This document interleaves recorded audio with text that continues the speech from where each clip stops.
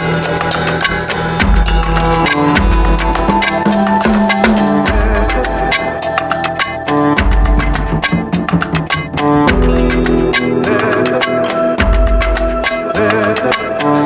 Whispers of the Village, Episode 1, The Dowry Dilemma.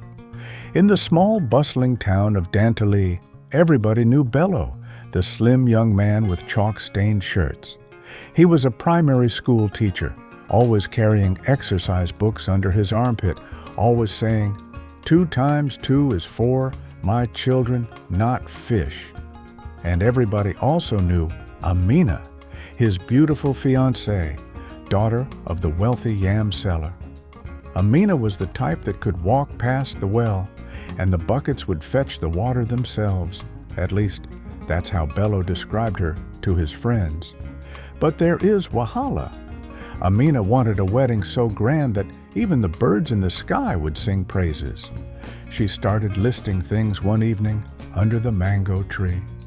Bello, I want 10 bags of rice, 20 fat rams, aso ebi for the whole village, gold necklace from Lagos, and... Bello dropped his chalk. Ha! Amina, are we marrying or opening a supermarket?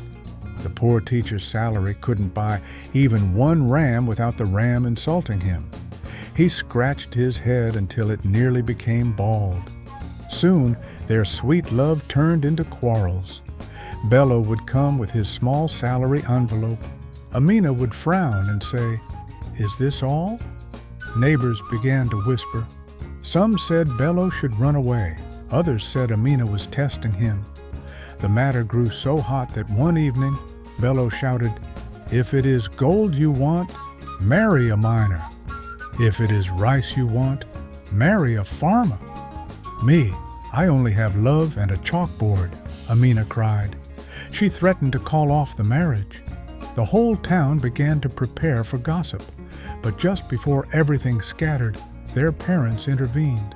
Bello's father, an old man who tied wrapper without caring whether it matched his shirt, said, "Children, marriage is not about how fat the ram is, but how patient the heart is. Even goat meat can sweet if pepper plenty." Amina's mother added, "My daughter, even your own father started with only 1 bicycle, and now see, we are selling yams in the whole town." After hours of wise proverbs and roasted groundnuts, they calmed the young lovers down. They agreed on a small, simple wedding. No gold from Lagos, no 20 rams, just love, laughter, and a few plates of hot jollof. And on the wedding day, the town rejoiced. The choir sang, the drummers beat until dust rose like smoke, and Bello smiled as he slipped the ring on Amina's finger. But just when everyone thought it was a happy ending, an old woman from the crowd shouted, "Wait, oh! Did they pay the full bride price?